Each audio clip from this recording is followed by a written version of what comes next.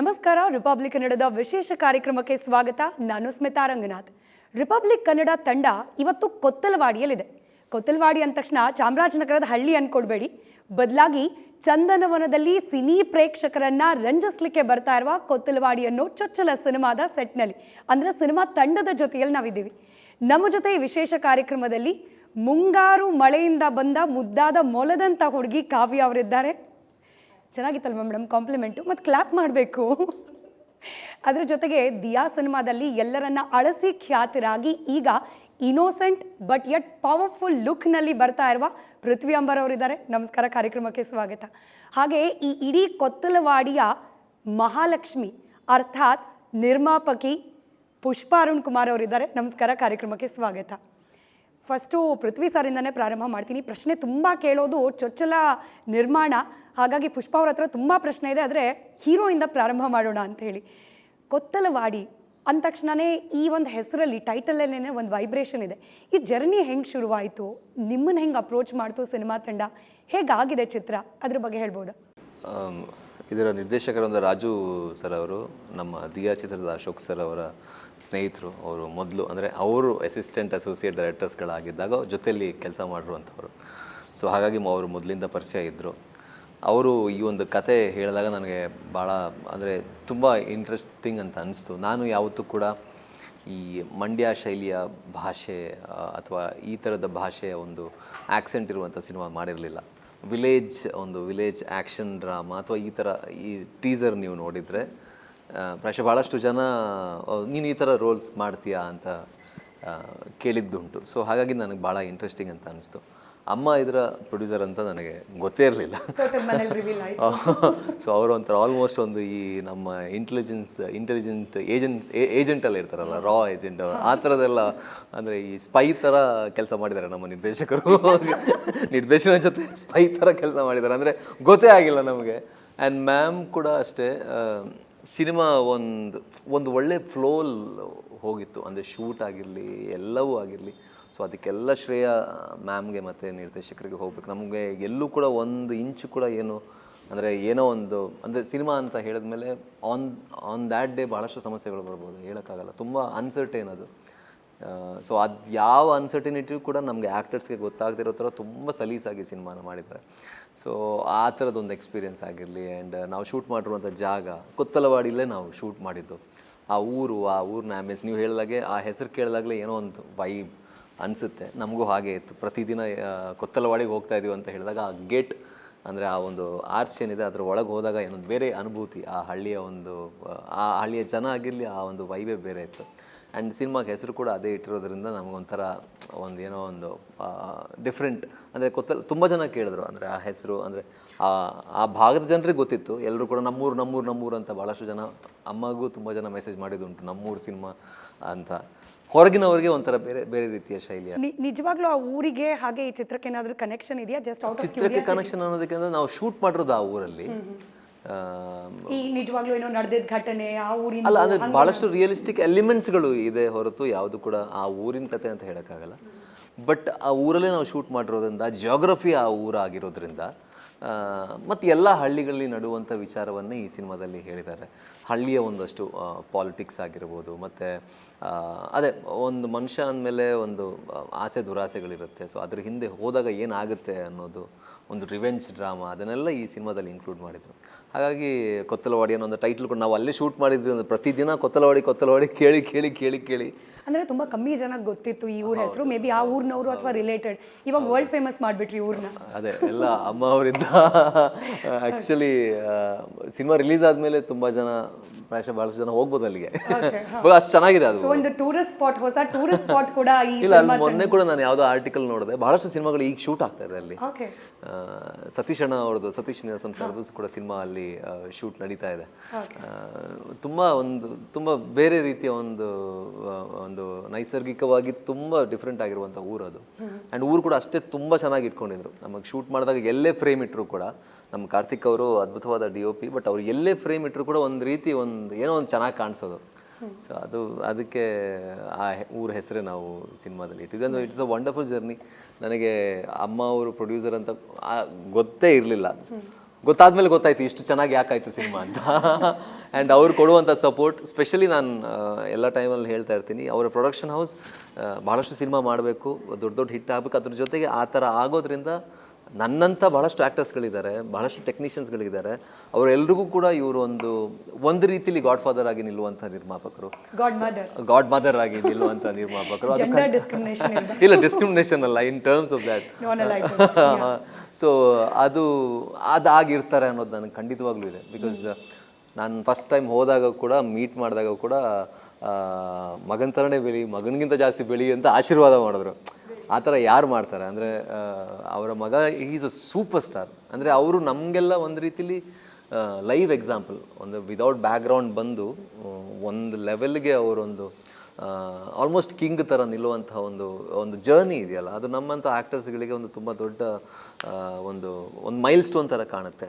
So ಆ mile ಸ್ಟೋನ್ಗೆ ಇವರ support, ಇವರ ಗೈಡೆನ್ಸ್ ತುಂಬ ಇರುತ್ತೆ ಅಂತ ಅನ್ಕೋತೀನಿ. ಅದೇ ಗೈಡೆನ್ಸ್ ನಮ್ಮಂಥ ಆ್ಯಕ್ಟರ್ಸ್ಗಳಿಗೆ ಸಿಕ್ಕಾಗ ನಥಿಂಗ್ ಲೈಕ್ ದ್ಯಾಟ್ ಅಂತ. ಇಲ್ಲ, ಅವ್ರು ಬೇರೆ ಇಂಟರ್ವ್ಯೂಲ್ಲಿ ಹೇಳಿದ್ದು ನಾನು ಕೇಳಿಸ್ಕೊಂಡಿದ್ದೆ. ಅಂದರೆ ಯಶಾಗಲಿಕ್ಕೆ ಇವ್ರ ಥರದವರೇ ಯಾರೋ ನಿರ್ಮಾಪಕರು, ನಿರ್ದೇಶಕರು ಅವ್ರ ಮೇಲೆ ವಿಶ್ವಾಸ ಇಟ್ಟಿದ್ರು. ಈಗ ಇವ್ರ ಜವಾಬ್ದಾರಿ ಅದು ಅಂತ ಹೇಳಿ ಎಂಥ ಮಾತು. ನಾನು ಒಂದು ನಿಮಿಷ ಇವ್ರನ್ನ ಮಾತಾಡ್ಸ್ಕೊಂಡು ಬರ್ತೀನಿ. ನಾನು ನಿಮ್ಮ ಹತ್ರ ಮಾತಾಡೋಕ್ಕೆ ಸುಮಾರು ಇದೆ ವಿಚಾರ. ಅಮ್ಮ, ಸಾಮಾನ್ಯವಾಗಿ ಮಗ ಸೆಟ್ಲಾದರು, ಮಗಳು ಸೆಟ್ಲಾದರು, ಮಕ್ಕಳು, ಮೊಮ್ಮಕ್ಕಳು, ಸೊಸೆ ಆರಾಮಾಗಿರ್ಬೇಕಾಗಿದ್ದ ವಯಸ್ಸು. ನಿರ್ಮಾಪಕಿ ಅಂದರೆ ಸುಲಭದ ಕೆಲಸ ಅಲ್ಲ, ಅದು ತುಂಬ ಜವಾಬ್ದಾರಿ ಕೂಡ, ಅದರಲ್ಲೂ ಕನ್ನಡ ಚಿತ್ರರಂಗದಲ್ಲಿ. ಹಿಂಗೊಂದು ನಿರ್ಮಾಣ ಮಾಡಬೇಕು ಅನ್ನೋದು ಯಾಕೆ ಬಂತು ಅಂತ, ಮತ್ತು ಅವಶ್ಯಕತೆ ತುಂಬ ಇತ್ತು ಕನ್ನಡ ಚಿತ್ರರಂಗಕ್ಕೆ. ಬಹುಶಃ ಪಾರ್ವತಮ್ಮನವ್ರ ನಂತರದಲ್ಲಿ ಸುಮಾರು ಜನ ಬಂದಿದ್ದಾರೆ, ಮಹಿಳಾ ನಿರ್ಮಾಪಕಿಯರು ಕೂಡ. ಬಟ್ ಒಂದು ಗಟ್ಟಿಯಾಗಿ ನಿಲ್ಲೋರು, ಕನ್ನಡತನ, ಕನ್ನಡದ ಕಲೆ, ಕನ್ನಡದ ಕಲಾವಿದರನ್ನು ಪ್ರೋತ್ಸಾಹ ಮಾಡೋರು ಒಬ್ಬರು ಬೇಕಿತ್ತು. ಬಹುಶಃ ನಿಮ್ಮ ಮೇಲೆ ನಿರೀಕ್ಷೆ ಕೂಡ ಇವಾಗ ಹೆಚ್ಚಾಗಿದೆ. ನಮ್ಗೆ ಏನಂದ್ರಮ್ಮ, ಈ ವಯಸ್ಸಲ್ಲಿ ಬೇಕಾ ಅಂತ ತುಂಬ ಜನ ಕೇಳಿದ್ದಾರೆ. ಅದು ಕರೆಕ್ಟ್ ಕೂಡ, ತಪ್ಪಲ್ಲ. ವಯಸ್ಸು ಬರಲ್ಲಮ್ಮ, ಅಲ್ಲಿ ಮನಸ್ಸು ಬರಬೇಕು. ನಾವೇನೋ ಗುದ್ಲಿ ತಗೊಂಡು ಅಗ್ಗಿಯಲ್ಲ, ಅವ್ರು ಮಾಡ್ತಾರೆ, ಮಾಡೋ ಹುಡುಗರು ಅಂಥವ್ರನ್ನ ನಾವು ಆಯ್ಕೆ ಮಾಡ್ಕೋಬೇಕು. ಈಗ ಈ ಟೀಮ್ ಕೂಡ ನನಗೇನು ತೊಂದರೆ ಕೊಟ್ಟಿಲ್ಲ. ಆದರೆ ನಾನು ಸ್ಟ್ರಿಕ್ಟಾಗಿ ಹೇಳ್ತೀನಿ, ನೋಡೋಕ್ಕೆ ಅಮ್ಮ ತುಂಬ ಸ್ಮೂತು ಅನ್ನಂಗೆ ಕಾಣ್ಬೋದು. ಕೆಲಸದ ವಿಷಯದಲ್ಲಿ ನಾನು ಹೀರೋಗೂ ಸ್ಟ್ರಿಕ್ಟು. ಮನೇಲಿ ಅದು ಕೆಲಸ ಅಲ್ಲಮ್ಮ, ಜನ ನೋಡಬೇಕು. ಅದನ್ನು ನಮ್ಮ ಡೈರೆಕ್ಟ್ರಿಗೆ ಅವರು ತುಂಬ ಸೂಕ್ಷ್ಮ ಡೈರೆಕ್ಟ್ರು ಬಿಡಿ, ಅವ್ರೇನು 10 ಸತಿ ಎಳಿಸ್ಕೊಳ್ಳಿಲ್ಲ. ನಮಗೆ ಒಂದೊಂದು ಸರಿ ಅವ್ರು ಗೈಡ್ ಮಾಡ್ತಾರೆ, ಅವಾಗ ಅನಿಸುತ್ತೆ ನಾವೇ ತಪ್ಪು ಮಾಡ್ತಿದ್ದೀವಿ ಅಂತ. ಟೈಮಿಂಗ್ಸ್ ಎಲ್ಲ ತುಂಬ ಚೆನ್ನಾಗಿ ಫಾಲೋ ಮಾಡ್ತಾರೆ. ಅದು ಕರೆಕ್ಟು, ಅಂಥವ್ರು ಬೇಕು ನಮಗೆ. ದೊಡ್ಡವರು ಚಿಕ್ಕವರು ಈಗ ಬಂದಿರೋರಲ್ಲ. ಬಟ್ ಅದನ್ನು ತೊಗೊಂಡ್ರೆ ನಮ್ಮ ಲಕ್ಕದು. ಟೀಮ್ನ ಕಟ್ಕೊಂಡ್ರು ಎಲ್ಲ ಅವರೇ ಹೋಗಿ ಪೃಥ್ವಿ ಅವ್ರ ಹತ್ರ ಮಾತಾಡಿ, ಈಚೆ ಬಂದು ಫೋನ್ ಮಾಡೋರು, ಅಮ್ಮ ಈ ಥರ ಅವ್ರಿಗೆ ಯಾರು ಬೇಕು ಅಂದಾಗ ನೀನು ಹೋಗಿ ಮಾತಾಡಪ್ಪ. ನಾನು ಯಾವಾಗಲೂ ಏನು ಹೇಳೋದಂದರೆ, ಅವ್ರಿಗೆ ಆಯ್ಕೆ ಮಾಡ್ಕೊಳ್ಳೋದ್ರಲ್ಲೇ ಗೊತ್ತಾಗ್ಬಿಡುತ್ತಲ್ಲ. ಈಗ ಪೃಥ್ವಿ ಎಂಬರ್ನ ಅಪ್ರೋಚ್ ಮಾಡಿ ಒಂದು ಹೀರೋನ ಕನೆಕ್ಟ್ ಮಾಡಿಕೊಂಡು ಸಿನಿಮಾ ಕರ್ಕೊಂಬರೋದು ಅಂದರೆ ಅದು ತುಂಬ ಒಂದು ಪ್ರೊಸೀಜರು. ನಾನೇ ನೋಡಿದ್ದೀನಿ, ನಮ್ಮ ಯಶತ್ರ ಬಂದು ಅವ್ರು ಹಿಂಗೆ ಅಪ್ರೋಚ್ ಮಾಡೋರು, ಇವ್ನು ರಿಜೆಕ್ಟ್ ಮಾಡೋನು, ಆಮೇಲೆ ಮತ್ತೆ ಈ ಥರದ್ದೆಲ್ಲ ನಡೆಯುತ್ತೆ. ನಾನು ನೋಡಿದಂಗೆ ಅಷ್ಟು ಈಸಿಯಾಗಿ ಎಷ್ಟು ಒಪ್ಕೊತಿರ್ಲಿಲ್ಲ, ಅದು ಗೊಂದಲ ಇರುತ್ತೆ.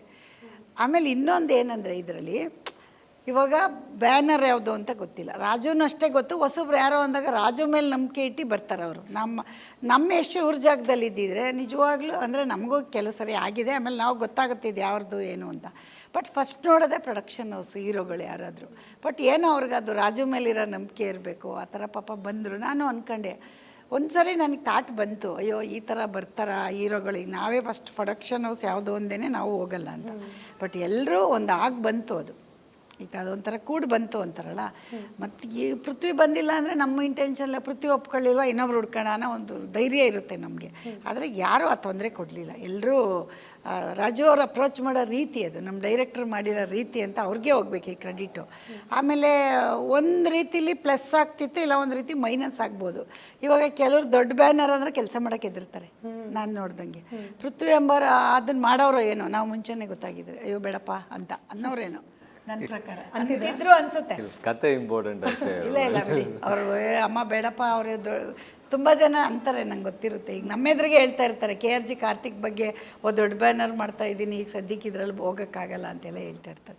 ಇಲ್ಲಿ ಏನು ದೊಡ್ಡವ್ರು ಚಿಕ್ಕವ್ರು ಕೌಂಟ್ ಆಗಲ್ಲ, ಕೆಲಸ ಕೌಂಟ್ ಆಗುತ್ತೆ. ಅವರಲ್ಲಿ ಟ್ಯಾಲೆಂಟ್ ಇದ್ದರೆ ಯಾರು ಬೇಕಾದರೂ ಬಂದು ಅಪ್ರೋಚ್ ಮಾಡ್ತಾರೆ. ಅದೆಲ್ಲ ತುಂಬ ಚೆನ್ನಾಗಾಯಿತು. ಅದು ನಮಗೇನು ಕೂಡು ಬಂತಮ್ಮ, ಅದು ಮಾಡಬೇಕು ಅನ್ನೋ ಇಂಟೆನ್ಷನ್ ನನಗೆ ಮೊದಲಿಂದನೂ ಇತ್ತು. ಈಗ ಟೈಮ್ ಕೂಡು ಬಂತು ಅಷ್ಟೇ. ಬಟ್ ಕನ್ನಡ ಸಿನಿಮಾ ನಿರ್ಮಾಣ ಅನ್ನೋದು ಸುಲಭ ಅಲ್ಲ. ಈಗ ಯಶ್ ಅವ್ರ ತಾಯಿ ಹೌದು, ಹಾಗಾಗಿ ಸಿನಿಮಾ ರಂಗ ನೀವು ಸುಮಾರು ವರ್ಷದಿಂದ ನೋಡ್ಕೊಂಬಂದಿದ್ದೀರಿ. ಬಟ್ ನೀವು ನಿರ್ಮಾಪಕಿ ಆಗಬೇಕಂದ್ರೆ ನಿಮ್ಮದೇ ಆದ ಒಂದು ತಯಾರಿ ಬೇಕು, ನಿಮ್ಮದೇ ಆದ ಒಂದಷ್ಟು ಕಲಿಕೆ ಬೇಕು, ನಿಮ್ಮದೇ ಆದಷ್ಟು ಒಂದು ಹೋಮ್ವರ್ಕ್ ಬೇಕು. ಹೆಂಗೆ ತಯಾರಾದ್ರಿ ನೀವು, ಹೆಂಗೆ ಕಲ್ತ್ರಿ, ಏನೆಲ್ಲ ಕಲ್ತಿದ್ದೀರಾ, ಇನ್ನೂ ಏನು ಬಾಕಿ ಇದೆ ಅಂತ? ಬಾಕಿ ತುಂಬ ಇರುತ್ತೆ, ಅದು ಹೇಳೋಕ್ಕಾಗಲ್ಲ, ಮಾಡ್ತಾ ಹೋಗುತ್ತೆ. ಬಟ್ ಈಗ ಏನಂದರೆ ಎಷ್ಟು ಜೊತೆನೇ ಕಲ್ತಿದ್ದೀನಿ ನಾನು, ಎಷ್ಟು ದಿನ. ಈಗ ನೀವು ಮೈಕ್ ಹಿಡಿದು ಮಾಡ್ತಾಯಿದ್ರೆ ನಾನು ಅಬ್ಸರ್ವ್ ಮಾಡಿದ್ರೆ ಗೊತ್ತಾಗುತ್ತೆ ನೀವು ಹೆಂಗೆ ಶೂಟ್ ಮಾಡ್ತೀರಾ ಅಂತ. ಅದನ್ನು ಕಲಿಬೇಕು, ಅದನ್ನು ಕಲ್ತಿದ್ದೀವಿ ಮನೇಲಿ. ನಾವು ಬರಬೇಕು ಅಂದರೆ ನಿರ್ಮಾಪಕಿ ಅಂದರೆ ಸುಮ್ಮನೆ ಆಗಲ್ವಲ್ಲ. ಈಗ ಅವ್ರು ಏನು ಕೇಳ್ತಾರೆ, ಅವ್ರಿಗೇನು ಒದಗಿಸ್ಬೇಕು ಅದೆಲ್ಲ ಇರುತ್ತೆ, ಅದೆಲ್ಲ ರೆಡಿಯಾಗೇ ಬರಬೇಕು. ಬಟ್ ಹಂಗಂತ ನಾವೆಲ್ಲ ರೆಡಿಯಾಗಿ ಬಂದಿದ್ದೀವಿ ಅಂತ ಅಲ್ಲ. ಬಟ್ ಅದಕ್ಕೆ ತಯಾರಿ ಮಾಡಿಕೊಂಡು ಅಷ್ಟರಲ್ಲಿ ಬಂದು ಒಂದು ಸಿನಿಮಾ ಮಾಡಿದ್ದೀವಿ. ಇನ್ನು ಮುಂದಿನ ದಿನಗಳು ಬೇರೆ ಬೇರೆ ಬರುತ್ತೆ ಸಿನಿಮಾ, ಎಲ್ಲ ಒಂದೇ ಥರ ಇರಲ್ಲ. ಹೋಗ್ತಾ ಹೋಗ್ತಾ ಕಲಿತಾ ಹೋಗ್ತೀವಿ. ಮುಂದಿನ ದಿನಗಳಲ್ಲಿ ನಮ್ಮ ಜನ ಆಶೀರ್ವಾದ ಮಾಡಿದ್ರೆ ಖಂಡಿತ ಒಳ್ಳೆ ಸಿನಿಮಾ ಕೊಡ್ಬೋದು. ಈಗ ನೀವೇ ಪ್ರೊಡ್ಯೂಸರು ಅಂತ ಹೇಳಿ ಸುಮಾರು ದಿನಗಳ ಕಾಲ ಹೇಳೇ ಇರಲಿಲ್ಲ, ನೀವು ಸಿನಿಮಾ ಸೆಟ್ಟಿಗೆ ಕೂಡ ಹೋಗಿರಲಿಲ್ಲ. ಯಾಕೆ ಅದನ್ನು ಮುಚ್ಚಿಡಬೇಕು ಅಂತ ಯಾಕೆ ಅನ್ನಿಸ್ತು ಅಂತ ಹೇಳಿ? ಅಂದರೆ ಯಶ್ ಅನ್ನೋದೊಂದು ದೊಡ್ಡ ಹೆಸರು, ಅದು ಬುಲ್ಡೋಸ್ ಮಾಡಿಬಿಡುತ್ತೆ ಅಂದರೆ ಅವ್ರ ಹೆಸರು ಮೇಲೇ ಎಲ್ಲ ಜನ ನಿರೀಕ್ಷೆ ಹೆಚ್ಚು ಮಾಡ್ಕೊಂಡು ಬಿಡ್ತಾರೆ ಅಂತನಾ? ಯಾಕೆ ಇಲ್ಲ, ಆ ಥರ ಏನಿಲ್ಲ. ಬಟ್ ನಮ್ಮ ಯಶ್ಗೆ ಏನಂದರೆ ತುಂಬ ಸ್ಟ್ರಿಕ್ಟ್ ಅವನು. ಬೇರೆ ಯಾರೋ ಬಂದು ಏನೋ ಮಾಡ್ತಿರ್ಬೇಕಾದ್ರೂ ಅವ್ನಿಗೆ ಹೇಳ್ತಾನೆ, ನಿಮ್ಮಲ್ಲಿ ಟ್ಯಾಲೆಂಟ್ ಇದ್ದರೆ ನೀವೇ ರೂಪಿಸ್ಕೋಬೇಕು. ನಾನು ಯಾವತ್ತೂ ನಿಮಗೆ ಪಿಲ್ಲರೇ, ಆ ಪಿಲ್ಲರ್ ಸುತ್ತ ಏನೂ ಮಾಡೋಕ್ಕಾಗಲ್ಲ. ನೀವು ಏನಾದ್ರು ಮಾಡಿದ್ರೆ ಆಮೇಲೆ ನಾನು ಸಪೋರ್ಟ್ ಸಿಗ್ಬೋದು ನಿಮಗೆ ಅಂತ. ಬಟ್ ಅದು ಬೇರೆಯವ್ರಿಗೂ ಹೇಳ್ತಾನೆ. ಬಟ್ ನಾನು ಕೂಡ ಅವನಿಗೆ ಅದನ್ನೇ ಹೇಳಿರೋದು, ನೀನು ಯಾರ್ದೋ ಮೇಲೆ ಡಿಪೆಂಡ್ ಆಗಿಬಿಡ, ನಿನ್ನ ಟ್ಯಾಲೆಂಟ್ ನೀನು ರೂಪಿಸ್ಕೊ ಅಂತಲೇ ಹೇಳಿರೋದು. ಬಟ್ ಅದನ್ನೇ ನಾನು ಮಾಡಿದ್ದೀನಿ. ಈಗ ಎಷ್ಟು ಬಂದ್ರೂ ನಾನು ಎಷ್ಟು ಸಿನಿಮಾಗೆ ಬರ್ಬೋದು ಅವನು. ನಮ್ಮ ಟ್ಯಾಲೆಂಟ್ ಏನು, ನಾವೇ ಸ್ವತಃ ಬಂದು ಇಲ್ಲಿ ಕುತ್ಕೊಂಡು ಮಾತಾಡಿ ನಮ್ಮ ಹುಡುಗರೆಲ್ಲರೂ ನೋಡಿದ್ರೆ ನಮಗೆ ಬರುತ್ತೆ. ಎಷ್ಟು ಬಂದು ಇದೆಲ್ಲ ಯಾರೋ ಮಾಡ್ಬೋದು ದುಡ್ಡು ಕೊಟ್ಟರೆ, ಬಟ್ ನಾವು ಕಲ್ತಂಗೆ ಆಗಲ್ವಲ್ಲ. ಹಂಗಾಗಿ ನಾವು ಇವತ್ತು ಯಶ್ ತಾಯಿ ಅಂತ ಯಾವತ್ತೂ ಅಂದ್ಕೊಂಡಿಲ್ಲ. ಒಂದು ನಾರ್ಮಲ್ ಅರುಣ್ ಕುಮಾರ್ ಹೆಂಡ್ತಿ ಮಾತ್ರ ನಾನು, ಅಷ್ಟೇ. Very nice. ಅಷ್ಟೇ ನಾವು ಅನ್ಕೋಬೇಕು. ಯಾಕೆಂದರೆ ಅದು ಅವ್ನ ಟ್ಯಾಲೆಂಟ್, ಅವ್ನ ಸಂಪಾದನೆ. ಬಟ್ ದೇವ್ರು ಕೊಟ್ಟಿದ್ದಾರೆ ಅಂತ ಖುಷಿ ಪಡಬೇಕೆ ಹೊರತು ಅದನ್ನು ತಲೆ ಮೇಲೆ ಹೊತ್ಕೊಂಡು ಮೆರಿಬಾರ್ದು. ಅದು ನನ್ನ ಒಪಿನಿಯನು, ಬೇರೆಯವ್ರದ್ದು ನಂಗೆ ಗೊತ್ತಿಲ್ಲ. ನಿಜ. ಕಾವ್ಯ ಅವರು, ನಾನು ಇಂಟ್ರಡಕ್ಷನಲ್ಲೇ ಹೇಳಿದೆ, ಮುಂಗಾರು ಮಳೆ ಸಿನಿಮಾದ ಮುದ್ದಾದ ಮೊಲ ಥರ ಕ್ಯಾರೆಕ್ಟ್ರು ಹಾಗೆ ಇದೆಯಾ ನೀವು? ಕಿರುತೆರೆಯಲ್ಲಿ ನೋ ಡೌಟ್ ನಿಮ್ಮನ್ನು ಸಾಕಷ್ಟು ಜನ ನೋಡಿದ್ದಾರೆ, ನಿಮ್ಮ ಅಭಿಮಾನಿಗಳಿದ್ದಾರೆ. ಕಿರುತೆರೆಗೂ ಹಾಗೆ ಈ ಕೊತ್ತಲವಾಡಿಗೂ ಏನು ವ್ಯತ್ಯಾಸ ಅನಿಸ್ತು ನಿಮಗೆ? ಕ್ಯಾರೆಕ್ಟರ್ ಹೇಗಿದೆ ನಿಮ್ಮದು? ಕ್ಯಾರೆಕ್ಟರ್ ಅದೇ ಹಳ್ಳಿ ಹುಡುಗಿ, ಹಳ್ಳೀಲಿ ಹೇಗಿರ್ತಾರೆ ನಾರ್ಮಲ್. ಒಂದು ಆ್ಯಕ್ಚುಲಿ ನಂದು ಕಥೆಯಲ್ಲಿ ನನ್ನ ಸ್ಕೂಲ್ ಹುಡುಗಿಯಿಂದ ಕಾಲೇಜ್, ಆಮೇಲೆ ಕೆಲಸಕ್ಕೆ ಹೋಗೋದು, ಅಂಗನವಾಡಿಲಿ ಟೀಚರ್, ಸೊ ಈ ಥರ ವೇರಿಯೇಷನ್ಸ್ ಇದೆ. ಡಿಫ್ರೆನ್ಸ್ ಅಂದರೆ ಅಲ್ಲಿ ನಾನು ಬೇರೆ ಥರನೇ, ಕಂಪ್ಲೀಟ್ ಕ್ಯಾರೆಕ್ಟರ್ ಬೇರೆ ಥರನೇ ಇತ್ತು, ಇಲ್ಲೇ ಬೇರೆ ಥರ ಇದೆ. ಅದೇನೋ ಆ ಹಾಡಲ್ಲಿ ನೋಟ್ಬುಕ್ಕಲ್ಲಿ ಬರಿತಾ ಇರ್ತೀರಾ, ಇವ್ರು ಬಗ್ ನೋಡ್ತಾರೆ, ಒಂದೇನೋ ಕಿಸ್ ಮಾಡ್ತಾರೆ, ಏನು ಬರಿತಾ ಇದ್ರಿ ಅದು? ನೆನಪಿಲ್ಲ ಏನು ಬರಿತಾ ಇದ್ದೆ ಅಂತ. ಹೇಗಿದೆ ಅಂದರೆ ಈ ಸಿನಿಮಾ ಜರ್ನಿ, ಹೀರೋಯಿನ್ ಆಗಿ ಕೂಡ it's not an easy walk. ನಿಮ್ಮದೇ ಆದ ಪ್ರಿಪ್ರೇಷನ್ಗಳು ಬೇಕು, ಹಾಗೆ ಕತೆ ಪಾತ್ರಕ್ಕೆ ಹೇಗೆ ಬೇಕು ಹಾಗೆ ನಿಮ್ಮನ್ನು ನೀವು ಮೌಲ್ಡ್ ಮಾಡ್ಕೊಳ್ಬೇಕು. ಸೊ ಹೆಂಗೆ ನಡೀತು ಇದೆಲ್ಲ ಅಂತ? ಆ್ಯಕ್ಚುಲಿ ನನ್ನನ್ನು ನಮ್ಮ ಡೈರೆಕ್ಟರ್ ಸರ್ ನನ್ನ ಸೀರಿಯಲಲ್ಲಿ ನೋಡಿ, ಅಂದರೆ ತುಂಬ ಆಡಿಷನ್, ಅಂದರೆ ತುಂಬ ಪ್ರೊಫೈಲ್ಸ್ ನೋಡಿದ್ರಂತೆ ಅವರಿಗೆ, ಈ ಕ್ಯಾರೆಕ್ಟರ್ಗೆ ಯಾರು ಸೆಟ್ ಆಗ್ತಿರ್ಲಿಲ್ಲ ಅಂತ ಅಂದಾಗ ನಮ್ಮ ಸೀರಿಯಲ್ ಟೆಲಿಕಾಸ್ಟ್, ಅವ್ರ ಅಮ್ಮ ಸೀರಿಯಲ್ ನೋಡ್ತಿದ್ರಂತೆ ಡೈರೆಕ್ಟರ್ ಸರ್ ಅಮ್ಮ. ಸೊ ಆ ಟೈಮಲ್ಲಿ ಫೋಟೋ ತೆಗೆದು ಮ್ಯಾನೇಜರ್ಗೆ ಕಳಿಸಿ ಈ ಹುಡುಗಿನ ಕಾಂಟ್ಯಾಕ್ಟ್ ಮಾಡಿ ಅಂತ ಹೇಳಿ ಕಾಲ್ ಮಾಡಿದರು ಮ್ಯಾನೇಜರ್. ಫಸ್ಟ್ ಟೈಮ್ ಕಾಲ್ ಮಾಡಿದಾಗ ಇಲ್ಲ ಅಂತಲೇ ಹೇಳಿದ್ದೆ, ಇಲ್ಲ ಸದ್ಯಕ್ಕಾಗಲ್ಲ, ಮಾಡೋಕ್ಕಾಗಲ್ಲ ಅಂತಲೇ ಹೇಳಿದ್ದೆ. ಬಿಕಾಸ್ ಸಿನಿಮಾ ಅಂತಂದರೆ ನನಗೆ ಆ ಹೋಪ್ಸ್ ಇರಲಿಲ್ಲ ಮತ್ತು ಇಂಟ್ರೆಸ್ಟ್ ಇರಲಿಲ್ಲ. ಸೊ ಆಮೇಲೆ ಮತ್ತೆ ಮ್ಯಾನೇಜರ್ ಕಾಲ್ ಮಾಡಿ, ಇಲ್ಲ ಡೈರೆಕ್ಟರ್ ಒಂದು ಸಲ ನಿಮ್ಮ ಹತ್ರ ಮಾತಾಡ್ತಾರಂತೆ ಅಂತ ಹೇಳಿ ರಾಜು ಸರ್ ಹತ್ರ ಮಾತಾಡಿ ಅವರು ಕತೆ ಎಲ್ಲ ಹೇಳಿದ್ರು.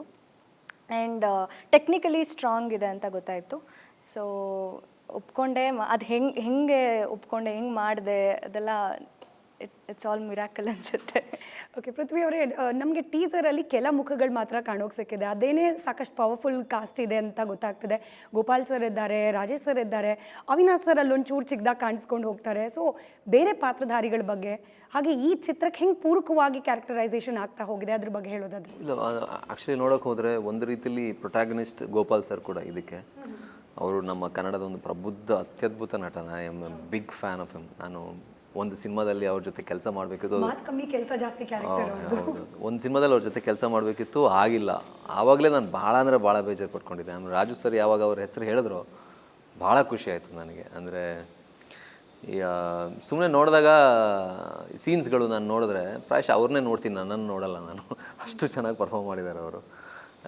ರಾಜೇಶ್ ನಟ್ರಂಗ್ ಸರ್ ಆಗಿರಲಿ, ಮಾನ್ಸಿ ಸುಧೀರ್ ಮ್ಯಾಮ್ ಆಗಿರಲಿ, ಆ್ಯಂಡ್ ರಾಘು ರಾಮನಗೊಪ್ಪ ಸರ್. ಸೊ ಇದೇ ಥರ ಅವಿನಾಶ್ ಸರ್ ಕೂಡ ಒಂದು ಪಾತ್ರ ಮಾಡಿದ್ದಾರೆ. ಎಲ್ಲರೂ ಅವರವರ ಪಾತ್ರ ಏನಿದೆ ತುಂಬ ಚೆನ್ನಾಗಿ ಪರ್ಫಾರ್ಮ್ ಮಾಡಿದ್ದಾರೆ. ಇನ್ನೊಬ್ಬರು ನೆಗೆಟಿವ್ ಶೇಡಲ್ಲಿ ಕೂಡ ಆ್ಯಕ್ಟ್ ಮಾಡಿದರು. ಅವರು ಕೂಡ ಅಂದರೆ ಪಾತ್ರಗಳು ಕಡಿಮೆ ಆದರೂ ಕೂಡ ಆ ಪಾತ್ರಕ್ಕೆ ಒಂದು ದೊಡ್ಡ ಡೈಮೆನ್ಷನ್ ನಿರ್ದೇಶಕರು ಕೊಟ್ಟಿದ್ದಾರೆ. ಒಂದು ವಿಲೇಜಲ್ಲಿ ನಡೆಯುವಂಥ ಒಂದೊಂದಷ್ಟು ಪಾಲಿಟಿಕ್ಸ್ ಆಗಿರಲಿ, ಮತ್ತು ಅದೇ ನಾನು ಹೇಳಿದಾಗ ಒಂದು ಆಸೆ ತೀರ ದುರಾಸೆ ಆದಾಗ ಏನೆಲ್ಲ ಆಗುತ್ತೆ ಅನ್ನೋದು. ಇಲ್ಲಿ ಯಾರು ಕೂಡ ಈ ಪಾತ್ರ ಒಳ್ಳೆ ಪಾತ್ರ, ಈ ಪಾತ್ರ ಕೆಟ್ಟ ಪಾತ್ರ ಅನ್ನೋ ಥರ ಇಲ್ಲ. It is all about situation, ಹೇಗೆ ಇಂಟರ್ಚೇಂಜ್ ಆಗುತ್ತೆ ಅನ್ನೋದನ್ನು ಇವರು ತುಂಬ ಚೆನ್ನಾಗಿ ಬರೆದಿದ್ರು. ಸೊ ಅದು ನನಗೆ ಬಹಳ ಖುಷಿ ಕೊಟ್ಟಿದ್ದು. ಆ್ಯಂಡ್ ಅದ್ಭುತವಾಗಿ ಪರ್ಫಾರ್ಮ್ ಮಾಡಿದ್ದಾರೆ. ಸ್ಪೆಷಲಿ ಗೋಪಾಲ್ ಕೃಷ್ಣ ದೇಶಪಾಂಡೆ ಸರ್ ಅವರ ಪರ್ಫಾರ್ಮೆನ್ಸ್ ಇದರಲ್ಲಿ ನಮ್ಮ ಚಿತ್ರದ one of the very big highlight ಅಂತ ಹೇಳ್ಬೋದು. ನಾವು ಸ್ವಲ್ಪ ಸ್ಪಾಯ್ಲರ್ ಅಲರ್ಟ್ ಕೊಡ್ಬೋದು ಅನ್ನೋಂಗಿದ್ರೆ ನಿಮಗೆ ಹಾಗೆ ಗೋಪಾಲ್ ಸರ್ ಕ್ಯಾರೆಕ್ಟರ್ಗೆ ಏನು ಕನೆಕ್ಷನ್ ಸಿನಿಮಾದಲ್ಲಿ? ಅದು ಕತೆ ಹೇಳ್ಬೇಕಾಗುತ್ತೆ ನೋಡಿ, ಸ್ಟ್ರಿಕ್ಟ್ ಇದ್ದಾರೆ ಅಂತ ಇಲ್ಲೇ ಗೊತ್ತಾಗ್ತಿದೆ. ಡೈರೆಕ್ಟರ್ ಮಾಡಿರೋ ಶ್ರಮ ಎಲ್ಲ ಹೋಗ್ಬಿಡುತ್ತೆ, ಮಾಡಬೇಡಿ. ಇಲ್ಲ, but but only thing is ಅವ್ರ ಪಾತ್ರ ಅಂತೂ ತುಂಬ ಥ್ರಿಲ್ ಕೊಡುತ್ತೆ ಎಲ್ಲರಿಗೂ ಅಂತ ನಾನು ಬಿಕಾಸ್ ಆಫ್ ಹಿಸ್ ಆ್ಯಕ್ಟಿಂಗ್ ಅಷ್ಟು ಥ್ರಿಲ್ ಕೊಡುತ್ತೆ ಅನ್ನೋದು ಅದು ಮಾತ್ರ ಹೇಳಬಲ್ಲೆ. ನಾನು ಯಾವಾಗಲೂ ಅವರು ನನ್ನ ಜಿಮ್ಮೇಟ್ ಕೂಡ ಅವರು. ಸೊ 1 hour ಜಿಮ್ಮಲ್ಲಿ ಒಂದಷ್ಟು ಹೊತ್ತು ನಾವು ಕೊತ್ತಲವಾಡಿ ಬಗ್ಗೆ, ರಾಜು ಸರ್ ಬಗ್ಗೆ, ಅಮ್ಮ ಬಗ್ಗೆ ತುಂಬ ಮಾತಾಡ್ತಿರ್ತೀವಿ. ಅಮ್ಮ ಬಗ್ಗೆ ಅಂದರೆ ದ ವೇ ಶಿ ಈಸ್ ಅಲ್ವಾ. ಅಂದರೆ ಅವರು ಮೊದಲು ಅವ್ರ ಬಗ್ಗೆ ಹೇಳ್ತಾ ಇರಲಿಲ್ಲ. ತುಂಬ ಸಲೀಸಾಗಿ ನಡೀತಲ್ಲ ಪೃಥ್ವಿ ಶೂಟು, ಸಖತ್ತಾಗಿ ನಡೀತು ಅನ್ನೋದೇ ಹೇಳ್ತಾ ಇದ್ರು. ಆಮೇಲೆ ಆಬ್ವಿಯಸ್ಲಿ ಸಲೀಸಾಗಿ ಯಾಕೆ ನಡೀತು ಇವರಿಂದಾನೆ. ಆ್ಯಂಡ್ ಯಾವ ಪಾಯಿಂಟ್ ಆಫ್ ಟೈಮಲ್ಲಿ ಗೊತ್ತಾಗಿದ್ದು ನೀವು ಯಾವ ಪ್ರೊಡಕ್ಷನ್ ಹೌಸಲ್ಲಿ ಇನ್ನೇನು ಪ್ರಮೋಷನ್ ನಾವು ಶುರು ಮಾಡಬೇಕು ಅನ್ನೋ ಸಿನಿಮಾ ಶೂಟಿಂಗ್ ಆಗೋ ತನಕ ನಿಮ್ಗೆ ಗೊತ್ತೇ ಇಲ್ಲ. ಅವ್ರು ಒಳ್ಳೆ ಸ್ಪೈ ಥರ ಬಿಹೇವ್ ಮಾಡಿದ್ರು ಡೈರೆಕ್ಟ್ರು, ಹೆವಿ ಸ್ಪೈ ಥರ. ಅವ್ರನ್ನ ಪ್ರಾಯಶಃ ನಾವು ಕಳಿಸ್ಬೋದು ಬೇರೆ ಕಂಟ್ರಿಗೆ ಸ್ಪೈ ಆಗಿ, ಅಷ್ಟು ಸೀಕ್ರೆಸಿ ಮೇಂಟೈನ್ ಮಾಡ್ತಾರೆ. ಯಾರಾದ್ರೂ ಈ ರಾ ಏಜೆನ್ಸಿಗೆ ಸಂಬಂಧಪಟ್ಟವ್ರು ನೋಡ್ತಿದ್ರೆ ವಿ ಹ್ಯಾವ್ ಅ ಸ್ಪೈ. ಹೌದು, ಕಳಿಸ್ಬೋದು. ಮತ್ತೆ ಇವ್ರು ಇನ್ನೊಬ್ರು ಕಬ್ರಿ ಥರ ಇವರು. ಅಂದರೆ ಅದೇ ಹೆಂಗೆ ಅಂದರೆ ಡೈಲಿ ಬರೋದು, ನಾನು ಸೆಟ್ಟಲ್ಲೂ ಅಷ್ಟೇ. ಆಮೇಲೆ ಆಲ್ಮೋಸ್ಟ್ ಒಬ್ಬೊಬ್ರು ಲಿಸ್ಟ್ ಮಾಡ್ಕೊಂಡ್ ಬರೋದು, ಇವ್ರು ಪ್ರೊಡ್ಯೂಸರ್ ಅಂತೆ ಅಂತ. ಅವತ್ತಿನ ಟಾಪಿಕ್ ಅದೇ, ಇವ್ರು ಪ್ರೊಡ್ಯೂಸರ್ ಅಂತೆ. ಆಮೇಲೆ ಸಿನಿಮಾ ಮುಗ್ದ ಮೇಲೂ ಒಂದಷ್ಟು ನಿಮಗೆ ಯಾರು ಸೋರ್ಸು, ನಿಮ್ಗೆ ಯಾರು ಹೇಳ್ತಿದ್ರು? ನಾನೇ ಯಾರೇ ಆದ್ರೂ ಒಂದು ಪ್ರೊಡಕ್ಷನ್ ಹೌಸ್ ಗೊತ್ತಿಲ್ಲದೆ ಸಿನಿಮಾ ಮಾಡೋದು ಅದು ಹುಡುಗಿ ಬೇರೆ ದೊಡ್ಡ ವಿಷಯನೇ ಅಲ್ವಾ. ಅಷ್ಟು ಈಸಿ ಇಲ್ಲ ಅದು ನಮಗೂ. ನಾವು ಆರ್ಟಿಸ್ಟ್ ಮನೇಲಿ ಇಟ್ಕೊಂಡು, ಬಟ್ ಆದರೆ ಅವ್ರು ನಮ್ಮ ರಾಜು ಅವ್ರಿಗೆ ಭರವಸೆ ಕೊಟ್ಟಿದ್ದಾರೆ, ನೋಡಮ್ಮ ಇದರಿಂದ ದೊಡ್ಡ ಪ್ರೊಡಕ್ಷನ್ ಹೌಸು, ಒಳ್ಳೆಯವರಿದ್ದಾರೆ, ನೀವೇನು ಭಯ ಪಡಬೇಡಿ ಅಂತ. ಬಟ್ ಇವ್ರಿಗೆ ಅದೊಂದು ಕಾರು, ಇವ್ರಿಗೆ ಅದೊಂದು ಒಳ್ಳೆ ರೂಮು ಎಲ್ಲ ಚೆನ್ನಾಗಿ ಮಾಡಿಸಿ ಕೊಟ್ಟಿದ್ವಿ ಎಲ್ಲ. ಆದರೂ ಅವ್ರಿಗೆ ಕ್ಯೂರಿಯಾಸಿಟಿ, ಏನಪ್ಪ ನಮ್ಗೆ ಯಾರು ದುಡ್ಡು ಹಾಕ್ತಿರೋದು. ಆಮೇಲೆ ಹೆಂಗೆ ಅಂದರೆ ಹಂಗಲ್ಲ, ಇಲ್ಲಿ ಬಂದಾಗ ಏನು ಕಿರಿಕಿಲ್ಲ, ಒಂದು ಎಂಥದ್ದು ಇಲ್ಲ, ಏನೋ ಒಂಥರ ತೊಂದರೆ ಇಲ್ಲ. ಪೃಥ್ವಿನೂ ಫ್ರೆಂಡೇ ಅವ್ರಿಗೆ, ಒಂಥರ ಚೆನ್ನಾಗಿ ಅಡ್ಜಸ್ಟ್ ಆಗಿಬಿಟ್ಟವ್ರೆ. ರಾಜು ಅಂತೂ ಒಳ್ಳೆ ಚೆನ್ನಾಗಿ ಫ್ರೆಂಡ್ಸು. ಅವ್ರ ಅಮ್ಮ ಒಂದು 3 ದಿನ ಹೋಗಿದ್ದಾರೆ. ಬಟ್ ಆದರೆ ಇವ್ರಿಗೆ ಅದು ನಿದ್ದೆ ಬರ್ತಾ ಇಲ್ಲ. ಪೃಥ್ವಿ ಹೇಳ್ದಂಗೆ ಯಾರಿರ್ಬೋದು ಅಂದರೆ ಮತ್ತೆ ಒಂದು 5-6 ಹೆಸರು. ಅಂದರೆ ಡೈರೆಕ್ಟರ್ ಸರ್ ಹೇಳಿದರು, ಯಾರು ತುಂಬ ಗೊತ್ತಿರೋರೆ ಪ್ರೊಡ್ಯೂಸರ್ ಇದು, ಅದು ಗೊತ್ತಿರೋರೆ ಮಾಡಿ ಕಾವ್ಯ ಹೇಳ್ದೆ ಅಮ್ಮ ಅಂತ ಹೇಳೋರಮ್ಮ. ಹಿಂಗಂತ ಕಾವ್ಯ ಕೇಳಿದ್ರು, ಹಿಂಗೆ ಹೇಳಿದೀನಿ ನಾವು ನಗಾಡೋದು. ಬಿಡಿ ಅವ್ರ ಪಾಪ ಕೇಳಬೇಕಾದ ಧರ್ಮ, ಯಾರೇ ನಾವು ಅವ್ರ ಜಾಗದಲ್ಲಿ ಇದ್ರು ಕೇಳ್ತೀವಿ, ಹುಡುಗಿ ಅಲ್ವಾ, ಅದು ಒಳ್ಳೇದಲ್ವಾ ಕೇಳ್ಕೊಳ್ಳೋದು ಅಂತ ನಾನು. ಆಮೇಲೆ ನಮ್ಮ ರಾಜು ನಾನು ಮಾತಾಡೋದು, ಅಮ್ಮ ಕಾವ್ಯ ಬಂದ್ಬಿಟ್ಟು ಒಂದಿನ ಇದು ವಿಜಯ್ ಸಾರೇ ನಮ್ಮ KGF ಅವರೇ ಅಂದ್ರಂತೆ. ನಾನು ಜೋರಾಗಿ ನಗಾಡ್ತೀನಿ. ಯಾಕೆ ಕತ್ಲೆ ಸೀನ್ಸು, ಆ ಡಾರ್ಕ್ ಶೇಡ್ಸು? ನಾನು ಹಿಂಗೆ ಗೊತ್ತಿರೋರೊಬ್ರ ಹತ್ರ ಹಿಂಗೆ ಸಿನಿಮಾ ಮಾಡ್ತಿದ್ದೀನಿ ಅಂತ ಹೇಳಿದಾಗ, ಹೌದಾ ಯಾರು ಪ್ರೊಡಕ್ಷನ್ ಅಂತ ಕೇಳಿದ್ರು. ನಾನು ಯಾರು ಪ್ರೊಡಕ್ಷನ್ ಅಂತಲೇ ಹೇಳ್ತಿಲ್ಲ ಸರ್ ಅವರು, ಆದರೆ ತುಂಬ ಒಳ್ಳೆ ಗೊತ್ತಿರೋರೆ ಅಂತೆ, ತುಂಬ ನೋನ್ ಪ್ರೊಡ್ಯೂಸರ್ ಅಂತೆ, ಅವ್ರು ಯಾರು ಅಂತ ಗೊತ್ತಾಗ್ತಿಲ್ಲ ಅಂತ. ಸೊ ಅವ್ರು ಹೇಳಿದ್ರು, ಇಲ್ಲ ಯೂಶ್ವಲಿ ಹೀಗೆ ಒಂದಿಷ್ಟು ಬಡ್ಜೆಟ್ ಕೊಟ್ಟು ಎಕ್ಸ್ಪೆರಿಮೆಂಟ್ ಮಾಡೋದಕ್ಕೆ ಕೊಡ್ತಿರ್ತಾರೆ ಹೊಂಬಾಳೆ ಅವರೇ, ವಿಜಯ್ ಸರೇ, ಹಾಗೆ ಯಾರಾದರೂ ಮಾಡ್ತಿರ್ತಾರೆ ಅಂತಂದರು. ನಾನು ರಾಜು ಸರ್ ಯಾವಾಗಲೂ ಅದನ್ನು ಹೇಳ್ತಿರ್ಬೇಕಾದ್ರೆ, ಸರ್ ಯಾರು ವಿಜಯ್ ಸರ ಸರ್ ನೀವು ಇಷ್ಟು ಹೇಳ್ತಿದ್ದೀರಲ್ಲ ಅಂತ ಹೇಳಿದೆ. ಅವರು ಹೌದು ಯಾರಿಗೂ ಹೇಳಬೇಡಿ ಆಯಿತಾ ಅಂತ ಹೇಳಿದ್ರೆ ಅವರು ಸುಮ್ಮನೆ ಆಗಲಿ ಇವರು ಅಂತ. ಆಮೇಲೆ ಏನೇ ಆದರೂ ಅವ್ರಿಗೆ ಏನಾಯಿತು, ಇದು ಏನಪ್ಪ ಇದು ಸೆಟ್ಟಲ್ಲಿ ಏನೂ ಸೌಂಡು ಇಲ್ಲ. ಆಮೇಲೆ ಚೆಕ್ಕು ನಮ್ಮಿಂದ ಹೋಗ್ತಿತ್ತು. ಲಾಸ್ಟ್ ಚೆಕ್ ಹೋದಾಗ ನೀಟಾಗಿ ಕೇಳ್ಬಿಟ್ರಂತೆ, ಸರ್ ಇದು ಹಾಸನಿಂದ ಬಂದಿದೆಯಲ್ಲ ಸರ್, ಪುಷ್ಪ ಅಂತ ಬಂದಿದೆಯಲ್ಲ ಸರ್. ಹೌದಾ ಕಾವ್ಯ ಇಟ್ಕೊಳ್ಳಿ, ನಾನು ಅದ್ರ ಬಗ್ಗೆ ಹೇಳ್ತೀನಿ ಅಂದ್ಬಿಟ್ಟು ಅವ್ರು ಹೊಳ್ಕೊಬಿಟ್ಟವ್ರೆ. ಅವ್ರು ಅಂದರೆ ಎಷ್ಟು ನೋಡಿ ಲೆನ್ಸ್ ಹಾಕೊಂಡು ಹೆಂಗೆ ಹುಡುಕಿದ್ದಾರೆ. ಹಾಸನದ್ದು ಪುಷ್ಪ ಹೆಸರಿದೆ, ಎಲ್ಲೋ ಮಿಸ್ ಹೊಡಿತಿದೆ. ಅರುಣ್ ಕುಮಾರ್ ಪುಷ್ಪ ಅಂತ ಬಂದಿದೆಯಲ್ಲ ಸರ್, ಹೇಳಿ ಅಂತ ಅವರು ಬಾಯ್ ಬಿಡಲಿ ಅಂತ, ವಿಜಯ್ ಸರ್ ಕಡೆದ ಅಂತ ಹ್ಞೂ ಅಂತ ಒಪ್ಕೊಳ್ಳಿ ಅಂತ. ಹೌದಾ ಕಾವ್ಯಾರೆ ನಾನು ಬಿಸಿ ಇದೀನಿ, ಸ್ವಲ್ಪ ಇಟ್ಕೊಳ್ಳಿ ಚೆಕ್ಕ ಅಂದ್ಬಿಟ್ಟು ಸುಮ್ಮನಾಗ್ಬಿಟ್ಟವ್ರೆ. ಆ ವಿಷಯ ಬಂದಾಗ ನಮ್ಮ ಡೈರೆಕ್ಟರ್ ಸರ್ ತುಂಬಾ ಅವಾಯ್ಡ್ ಮಾಡ್ತಿದ್ರು. ಹೇಳ್ತೀನಿ ಇನ್ನೊಂದು ಸ್ವಲ್ಪ ಹೆಂಗೆಲ್ಲ ಟ್ರೈ ಮಾಡಿದ್ರಿ ಕಂಡುಹಿಡಿಯಕ್ಕೆ? AI ಸಪೋರ್ಟ್ ಏನಾದ್ರು ತಗೊಂಡ್ರ? ChatGPT ಅಷ್ಟೆಲ್ಲ ಮಾಡಿಲ್ಲ. ಬೇಡ, ಪುಷ್ಪ ಅರುಣ್ ಕುಮಾರ್ ಅಂದ್ರೆ ಗೂಗಲ್ ನೋಡಿದ್ರೆ ಬಂದ್ಬಿಡೋದು ಅವ್ರಿಗೆ. ನೋಡಿ ನಾನು ಗೂಗಲ್ ಮಾಡಿದೆ, ಅದಾದ್ಮೇಲೆ ನನಗೆ ಡೌಟ್ ಬಂದಿದ್ದು. ಸೊ ಮೀಟ್ ಮಾಡಿಸಿದಾಗ ನನಗೆ ಅಷ್ಟು ನಾನು ಗೆಸ್ ಮಾಡಿದ್ದು ಕರೆಕ್ಟ್ ಅಂತ ಅನ್ಕೊಂಡೆ. ನಿಮ್ಮ ಇವ್ರ ಹೆಸರು ಹೇಳಿದ್ದೆ, PA ಪೃಥ್ವಿ ಅಂಬರ್ ಮಾಡಿದೀಯಲ್ಲ ಕಾವ್ಯ, ನೀನು ಅಷ್ಟೊಂದು ನಮಗೂ ಗೊತ್ತಿಲ್ಲ ಪೃಥ್ವಿ ಅಂತ ಬರುತ್ತೆ ಅಂತ. ಇಲ್ಲ ಮ್ಯಾಮ್, ಫಸ್ಟ್ ಅದೇ ಅನೌನ್ಸಿಂಗ್ ಸೂನ್ ಅಂತ ಬಂದಾಗ PA ಪ್ರೊಡಕ್ಷನ್ಸ್ ಅಂತ ಹಾಕಿದಾರಲ್ಲ, ತುಂಬ ಜನ ಮೆಸೇಜ್ ಮಾಡಿದ್ರು, ಕಾಂಗ್ರ್ಯಾಚುಲೇಷನ್ಸ್, ನೆಕ್ಸ್ಟ್ ಸಿನಿಮಾದಲ್ಲಿ ನಮಗೆ ಚಾನ್ಸ್ ಕೊಡಿ ಅಂತ. ಆಯ್ತು ಕೊಡ್ತೀನಿ. ನೋಡಿ ಏನೇ ಬಂದಿದೆ, ಯಜಮಾನ್ರ ಹೆಸರು ಅರುಣ್ ಕುಮಾರ್ ಅಲ್ವಾ, ಅದಕ್ಕೆ ಪುಷ್ಪ ಅರುಣ್ ಕುಮಾರ್ ಅಂತಾನೆ ಬಂದಿದ್ದು. ಅದನ್ನ ಪಾಪ ಆ ಪೃಥ್ವಿ ಹೆಸರು ಬಂದ್ರೆ ಒಳ್ಳೇದೇ ಅಲ್ವಾ ಬಿಡಿ ಪೃಥ್ವಿ. ಆಗಲಿ. ನೀವೇ ಆದ್ರೂ ನಿಮ್ದೇ ಸಿನಿಮಾ ಅದು. ನೀವು ಚಿತ್ರದ ಡಿರೆಕ್ಷನ್ಗಿಂತ ಜಾಸ್ತಿ ಸೀಕ್ರೆಸಿ ಕಾಪಾಡೋದ್ರಲ್ಲೇ ಜಾಸ್ತಿ ಟೈಮ್ ಆಯ್ತಾ ಅಂತ. ಪ್ರೊಡ್ಯೂಸರ್ ಯಾರು ನಾನು ಹೇಳಲ್ಲ, ನೀವು ಮಾಡೋ ಕೆಲಸ ಮಾಡಿ, ಇದರಲ್ಲೇ ಟೈಮ್ ಜಾಸ್ತಿ ಸ್ಪೆಂಡ್ ಮಾಡಿದ್ರಾ? ಇಲ್ಲ ಮ್ಯಾಮ್, ಅದೊಂದು ಜವಾಬ್ದಾರಿ ಅಷ್ಟೇ ಮ್ಯಾಮ್. ನಾವು ಮಾಡಬೇಕು ಅಂತ ಒಂದು ನಿಲುವು ಇಟ್ಕೊಂಡು ಹೋದಾಗ ಅದೇನು ಮ್ಯಾಟ್ರ್ ಆಗಲ್ಲ. ಬಟ್ ನನಗದು ಕೆಲಸ ನನ್ನ ಥಾಟ್ ಇದ್ದಿದ್ದೆ ಅಷ್ಟು, ನಾನು ಈ ಸಿನಿಮಾ ನೀಟಾಗಿ ಮಾಡ್ಕೋಬೇಕು ಅಂತ. ಹಂಗಾಗಿ ನನಗೆ ಯಾರೂ ಏನೂ ಕೇಳಿಲ್ಲ, ಪ್ರೊಡಕ್ಷನ್ ಹೌಸ್ ಯಾರು, ಪ್ರೊಡ್ಯೂಸರ್ ಯಾರು ಅಂತ ಯಾರೂ ಕೇಳಿಲ್ಲ. ಬಟ್ ನನಗೆ ನಾನು ಅಂದ್ಕೊಂಡಿದ್ದಕ್ಕಿಂತ ನನಗೆ ನಮ್ಮ ಪೃಥ್ವಿ ಸರ್ ಆಗ್ಬೋದು, ಗೋಪಾಲ್ ಸರು, ರಾಜೇಶ್ ಸರು, ಮಾನ್ಸಿ ಮೇಡಮು ಎಲ್ಲರೂ ಅವ್ರು ನನ್ನ ಎಳ್ಕೊಂಡೋದ್ರು ಅಂತ ಹೇಳ್ಬೋದು. ಈ ಕೊತ್ತಲವಾಡಿಗೆ ಬಾಸ್, ನೀವು ಟಿ ಶರ್ಟ್ ಮೇಲೆ ನೀವೇನೋ ಬಾಸ್ ಅಂತ ಬರ್ಕೊಂಡ್ಬಂದಿದ್ದೀರಾ, ಬಟ್ ಕೊತ್ತಲವಾಡಿಗೆ ಬಾಸ್ ಯಾರು? ನೀವಾ, ಅಮ್ಮನ, ಪೃಥ್ವಿ ಅವರ, ಯಾರು ಬಾಸು? ಇಲ್ಲ, ನಾನು ಮೊದಲನೇದು ಹೇಳೋದು ನನ್ನ ಕತೆನೇ ಬಾಸ್. ಯಾಕೆಂದರೆ ಒಬ್ಬರು ನಿರ್ಮಾಪಕರಿಗೆ ಫಸ್ಟ್ ಕತೆ ಇಡಿಸ್ಬೇಕು. ಆ ಕತೆ ಇಡಿಸಿ ಆ ಕತೆ ಗೆದ್ದರೆ ಅವಾಗ ನೋಡಿ ಎಲ್ಲರಿಗೂ ಓವರಾಲ್ ಅದು ಬಾಸ್ ಅಂತ ಅನ್ನಿಸ್ಕೊಡುತ್ತೆ. ಅದಾದಮೇಲೆ ಸೆಕೆಂಡರಿ ಅಮ್ಮನೇ. ಏನಕ್ಕೆ ಒಬ್ಬ ಡೈರೆಕ್ಟ್ರು ಏನೇ ಥಾಟ್ ಅಂದ್ಕೊಂಡ್ರು, ಏನೇ ಮಾಡಿದ್ರು, ಸೊ ಅದಕ್ಕೊಬ್ರು ಪೂರಕವಾಗಿ ನಿರ್ಮಾಪಕರು ಬೇಕು.